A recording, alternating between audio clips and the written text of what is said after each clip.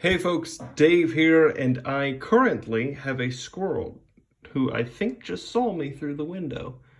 Hey buddy, I don't have a name for him yet, so you're welcome to help me with that, I suppose.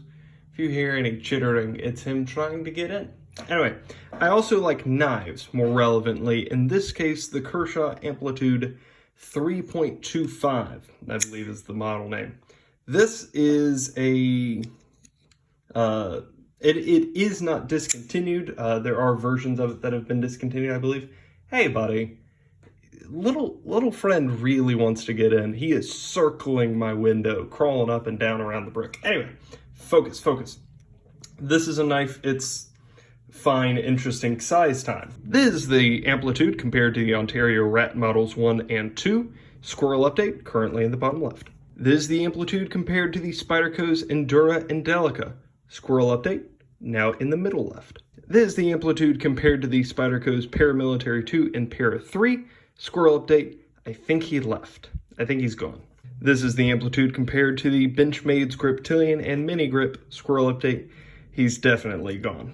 So, bye Squirrel. Help me name him.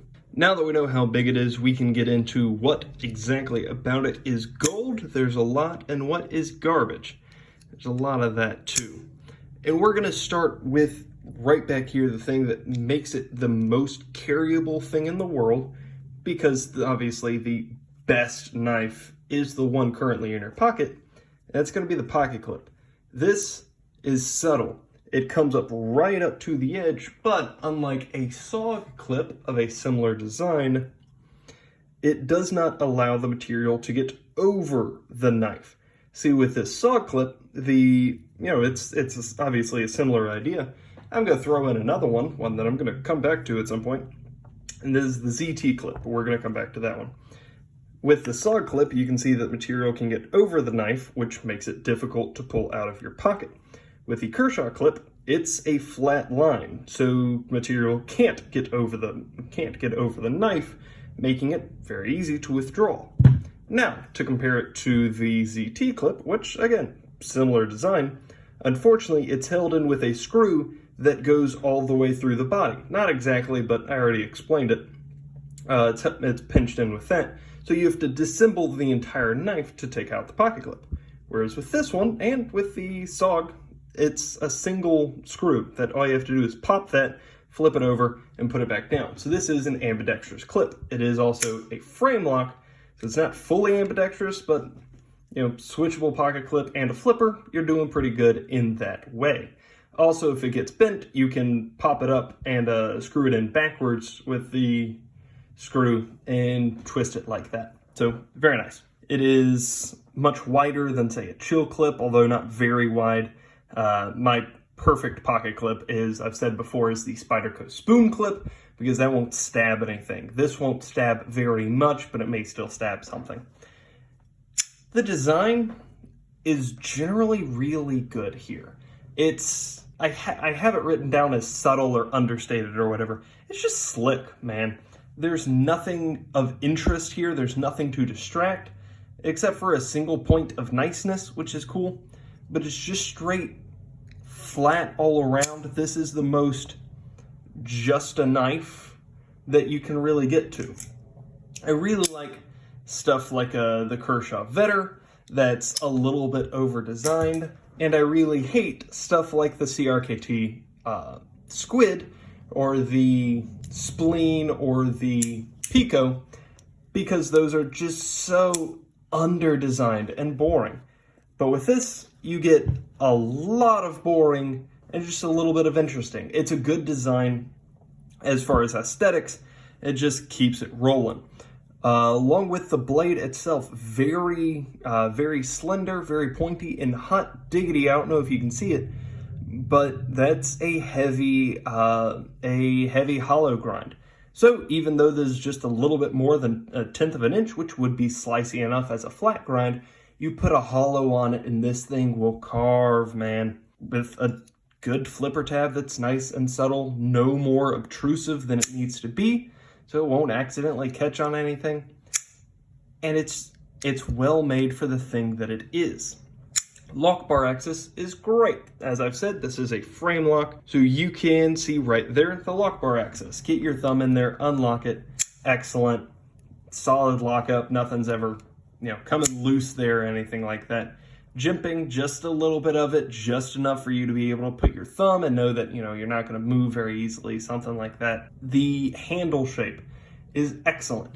Some of my favorite knives, I'm discovering, have a little bit of finger grindage, even here on this SOG Flash, it's got a little bit of finger grooving so that you know exactly where your fingers are supposed to go. Whereas with this one, you've got a neutral handle, a generally neutral handle, but you know that wherever you put your fingers, they're gonna be held in by the flipper tab and by the butt down here, which is excellent. Makes for very good ergonomics. Now, if your hand is any bigger than mine, you may struggle putting your pinky on that slope right there. And there's nowhere to put a lanyard, so I don't know what you're gonna do in that case. But for someone with my sized hands, which I believe are 3.5 inches. Yeah, about 3.5 inches. Excellent, great place to put your hand. And again, just the gentle swell of the back here, a little bit of roundage, comfortable. It's just comfortable. Size, generally speaking, this is not going to be your massive killer knife or anything like that. It's just going to be your subtle office EDC, something to that effect. Pulling back out the mini grip, it sits comfortably between these two. If the griptillion's a little bit big for you, but you can't put all your fingers on a mini grip, that's where this thing sits. It's an excellent size, general EDC type thing. It's well sized, well designed. Todd Rexford, I don't know if I mentioned that. And the price is excellent at only $20. This is a super cheap knife. This is a super inexpensive knife. And there's a lot that it does right. Captured pivot as well. So when you unscrew this side, that side is captured. It doesn't move. That's well done. The standoffs, again, you get just a little bit of pop of blue in there. I really like something more like this style. There is another Amplitude, same design, but it's blackwash. I think that was the one that got discontinued. I'm not sure. I've never actually seen it. I've never handled it. But it still has this little spiral bit, but it's also blackwashed. And I cannot imagine what it must be like to hold that. And, you could have been mostly boring, but a bit interesting, but instead you're just boring. I don't know. This is also the knife that I wore with me on my sister's wedding day. So it's got a definite piece in my heart and came in a lot of work that day and wasn't terribly out of place. It's a little bit dressy. Like I've said, it's understated, but nice kind of thing. So that's definitely where I see this thing fitting in. Not everything's gold. Some of it's garbage. The garbage here involves a lot of, as you saw coming, the price. For $20, there are a lot of compromises that have to be made. And those compromises will mostly come in the way of materials and such. This is 4.5 ounces. That's heavy. Well, let's see exactly how heavy it is. While that's pulling up, the stop pin, also not a big fan of it. It is an internal stop pin, so you can see down in that little hole right there. That hole, it's gonna fill up with gunk and dirt and whatever, depending on what's going on in your pocket. And when it does, it's gonna struggle with the lockup. Here is our Mr. Weight machine.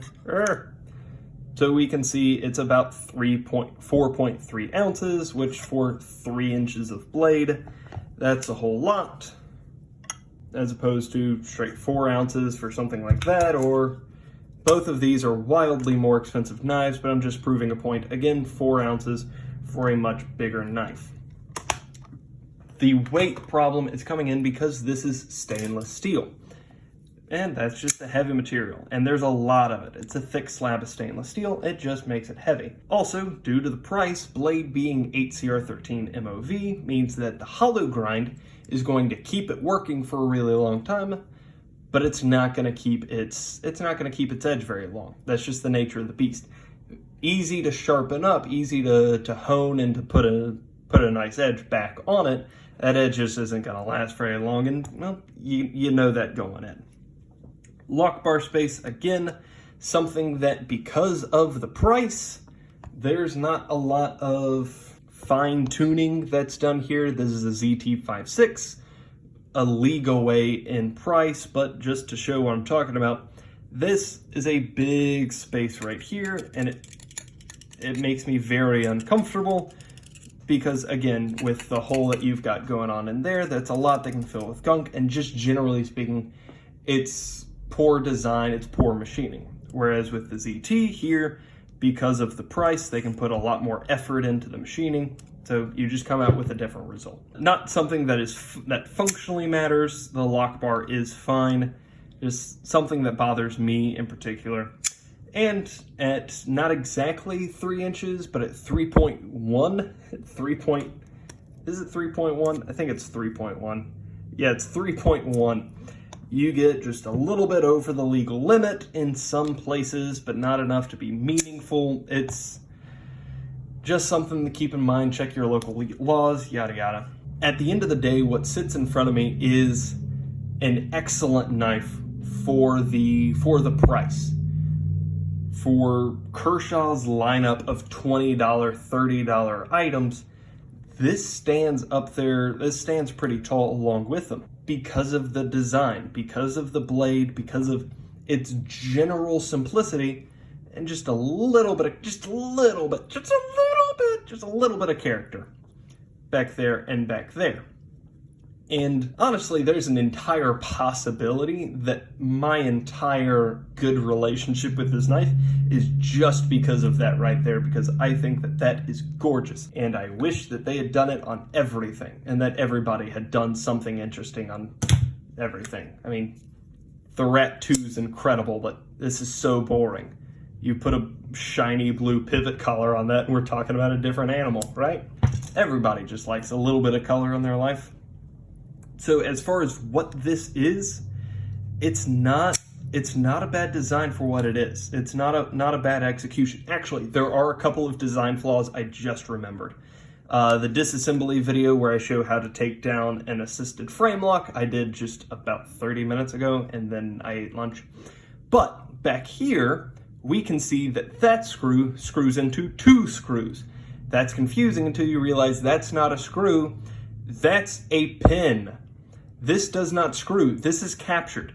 That side right there, screws out of that, but that is not a screw. So why does it have a screw head, you ask? That's an excellent question. It has a screw head for the explicit and only purpose of stripping out your best screwdriver when you try. That's the only reason that has a screw head. It's absolute garbage. That should have been just a flat capped pin, which we know that Kershaw has access to because they did it over here. Also, this is a captured pivot, which is the correct way to do it. However, it's captured on the show side, not on the lock side. And also, it's 2 different screws that screw into a center point that's captured. That part's weird. I saw it and I'm still not sure how to explain it. Go watch the disassembly video for more details on that. But overall, good knife, cheap knife, decently made knife. A bit interesting knife. Not really, but a bit interesting. Enough interesting knife. If you have any questions, comments, or suggestions, let me know down below. And other than that, y'all have a great day.